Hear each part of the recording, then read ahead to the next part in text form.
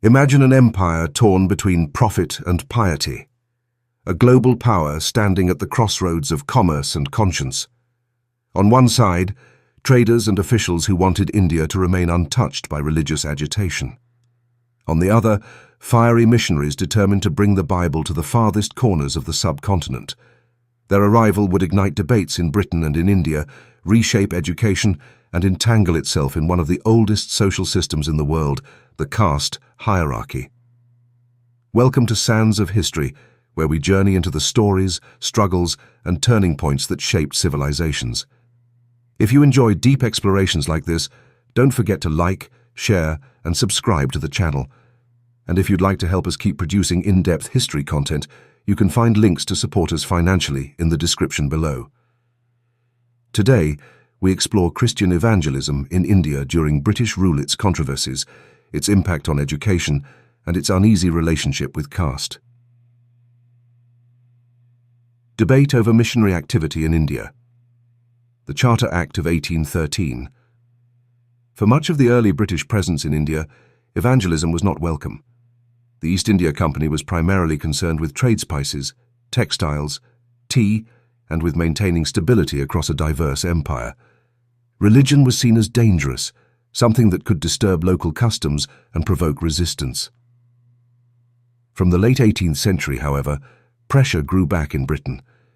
Evangelical movements, inspired by the likes of William Wilberforce, argued that Britain had a moral duty to spread Christianity and reform Indian society. Missionaries from societies like the Baptist Missionary Society and the Church Missionary Society lobbied tirelessly to gain access to India. The debate came to a head during the renewal of the Charter Act of 1813.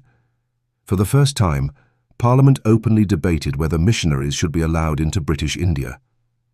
Opponents, many connected to the East India Company, warned that evangelism would inflame religious tensions, undermine the company's profits, and destabilize the fragile balance of power. As one company official put it, India's customs were ancient and immovable, and tampering with them would be dangerous. Supporters countered with fiery rhetoric. William Wilberforce declared that Britain's rule in India carried not just political responsibilities, but spiritual ones. To him and his allies, evangelism was part of Britain's divine mission. In the end, a compromise was reached. The Charter Act of 1813 allowed missionaries to operate in India, though under regulation. It also set aside funds for the promotion of education and knowledge among Indians. This marked the beginning of a new era in India, where commerce and Christianity would increasingly intertwine. The role of Christian education in creating an English-speaking elite. While evangelism often faced resistance in temples, mosques, and villages, the classroom became the true battlefield of ideas. Missionaries quickly realized that education was the most effective tool for spreading Christian influence. Schools established by missionaries taught reading, writing, and arithmetic, but always with the Bible at the center of the curriculum. Students learned not just English, but also Christian morals. Missionaries hoped that by educating India's youth, they could reshape society from within. One of the most influential institutions was Serampore College, founded by William Carey and his fellow missionaries in Bengal. It offered training not only in theology, but in literature, science, and medicine, an ambitious attempt to produce a new kind of Indian elite. The British government itself gradually adopted this educational strategy.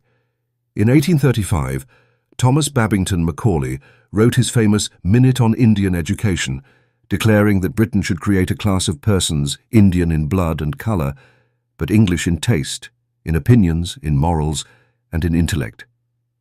Macaulay envisioned an English-speaking elite that could act as intermediaries between the colonial rulers and the masses. This idea aligned closely with missionary efforts. By teaching English, Christian schools opened the doors to government jobs and upward mobility. Many Indians flocked to missionary schools not out of religious conviction, but because they offered a path to modern careers and social advancement. Yet this had unintended consequences. While missionaries hoped their students would embrace Christianity, Many instead used English education to read about democracy, liberty, and nationalism. Graduates of missionary schools would later play central roles in India's independence movement. The very education designed to reinforce empire became a weapon against it. How Christianity intersected with caste hierarchies. If education was the most visible tool of evangelism, caste was its most stubborn obstacle. Missionaries often preached equality before God, claiming that in Christ there was neither high nor low. This message resonated with many from lower caste or Dalit communities, who saw in Christianity an opportunity for dignity and liberation. Mass conversions of lower caste groups occurred in several regions, particularly in South India. Christianity provided them with new communities and, in theory, equal status. For some, baptism became a form of protest against centuries of exclusion. But the story was not so simple. In practice, caste divisions often crept into the church itself. Upper caste converts sought to maintain their privileges, resisting full integration with Dalit Christians. Separate seating arrangements, segregated communion, and caste-conscious marriage practices persisted within Christian communities. Missionaries themselves struggled with how to handle caste. Some opposed it vehemently, refusing to recognize caste distinctions in their congregations. Others, worried about losing converts, tolerated caste practices within churches. As historian Rowena Robinson has noted, Christianity in India provided a new identity, but not complete liberation from caste. This tension shaped Indian Christianity into a unique form. On one hand, it opened doors for marginalized groups. On the other, it reproduced old hierarchies under a new religious label. The larger legacy. By the late 19th and early 20th centuries, Christian evangelism had left deep marks on India. It had produced an English-speaking elite, many of whom went on to become nationalist leaders. It had provided education, medical care, and printing presses that reshaped Indian intellectual life. It had also created Christian communities that grappled with the dual identities of faith and caste. For the British, evangelism was both a tool and a burden. It helped justify colonial rule as a civilizing mission, but it also provoked resistance and nurtured the seeds of anti-colonial movements. For Indians, Christianity was both a path to empowerment and a reminder of imperial intrusion. The debates that began in 1813 continued for decades.